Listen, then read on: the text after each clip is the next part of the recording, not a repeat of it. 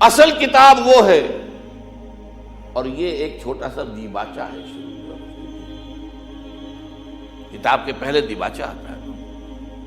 تو حیات دنیاوی جو ہے اس کی حیثیت اس کتاب کے دیباچے کی، کتاب زندگی جو ہے وہ تو کھولے ہی کی موت کے بعد۔ سورہ عنکبوت میں فرمایا وَإِنَّ الدَّارَ الْآخِرَةَ لَهِيَ الْحَيَوَانُ لَوْ كَانُوا يَعْلَمُونَ، حقیقت میں تو آخرت کا گھر ہے، اصل گھر، وہ اصل زندگی ہے۔ اللہم لا عیش الا عیش الآخرہ،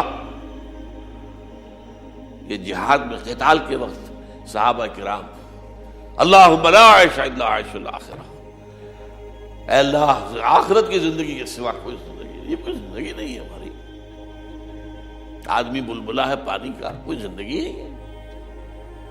ایک لمحے کا تو آپ کو یقین نہیں ہے کہ آپ زندہ رہیں گے۔ ہاں بھلائے رکھیں اپنی موت کو، دوسری بات ہے، کیا پتا مسجد سے نکلیں اور راستے ہی میں کہیں آپ کا ایکسیڈنٹ ہو، کیا پتا۔ لیکن ہم اسے دور رکھتے ہیں، اپنے تصور سے دور رکھتے ہیں۔ تو اللہم لا عیش الا عیش الآخرہ، اور حضور جواب میں فرماتے تھے فاغفر الانصار والمہاجرہ، تو اے اللہ یہ انصار اور مہاجرین کی جماعت جو تیری راہ میں قتال کر رہی ہے، ان کی مغفرت فرما دے، ان کے گناہوں کو معاف فرما دے۔ تو اس اعتبار سے اب یا تو وہ کام کرو جس سے تمہاری دنیا کی کوئی ضرورت پوری ہو، ضرورت،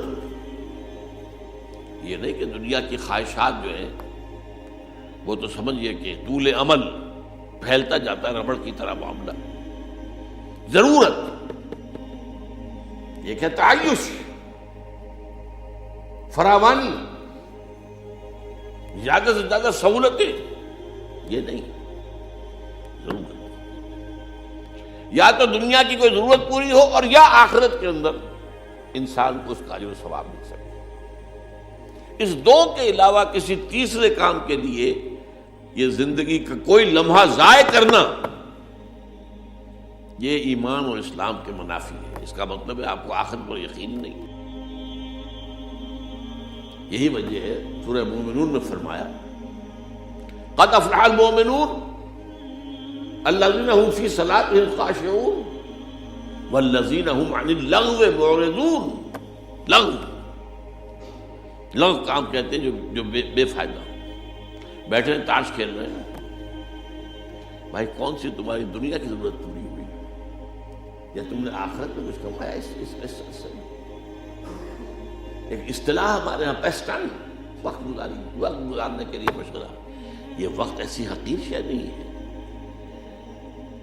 تو اس کا پوٹینشل ہے، اسی سے بنا سکتے ہو آخرت کو، اللہ کے لیے اجر اللہ کے ہاں سے اسی وقت کے ذریعے سے کماؤ گے، یہ ضائع کرنے کی شے نہیں ہے۔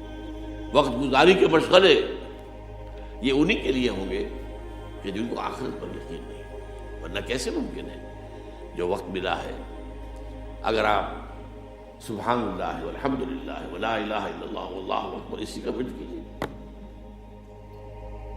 ہر کلمہ جو ہے وہ جنت میں ایک پودا بن جائے گا آپ کے لیے، وہاں جا کر آپ باغ کاٹیں گے، وہ جو بھی باغ ہوگا وہ آپ کے پاس ہوگا۔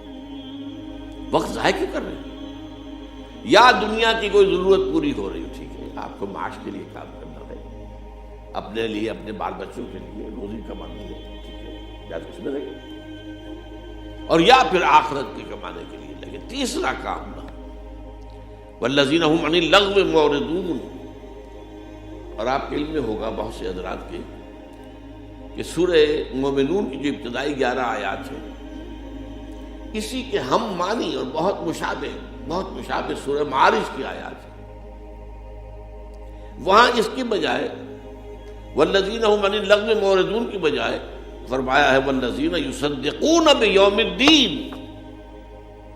وہ لوگ جو آخرت اور قیامت کے دن اور جزا و سزا کے حساب کے دن کو مانتے ہیں، اس پر یقین رکھتے ہیں۔ یعنی اگر جزا و سزا کے قانون پر ایمان ہے، یوم الدین جزا و سزا کے دن پر یقین ہے، تو پھر کیسے ممکن ہے آپ کسی لغو کام کے اندر فصل کریں؟ بلکہ سورہ فرقان میں فرمایا گیا وعباد الرحمن الذین یمشون فی الارض ہونا واذا خاطبهم الجاہلون قالوا سلاما. اور اسی میں آتا ہے کہ وہ لغو میں اذا مروا باللغو مروا کراما،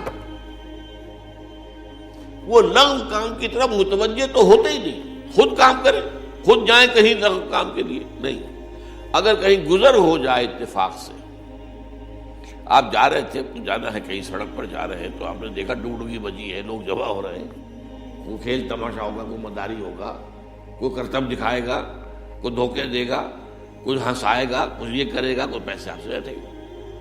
اب آپ اس میں متوجہ ہو جائیں، اس کا مطلب ہے آپ نے وقت کی قدر و قیمت کو نہیں سمجھا. وَإِذَا مَرُّوا بِاللَّغْوِ، یعنی ایک تو ہے بالارادہ کسی لغو کی طرف جانا نہیں، اگر اتفاقاً گزر ہو جائے لغو کے پاس سے مروا کراما، وہ وہاں سے باعزت گزر جاتے، اس میں متوجہ نہیں ہوتے، اپنے وقت کا کوئی حصہ بھی، کوئی منٹ بھی ضائع کرنے کو تیار نہیں ہوتے.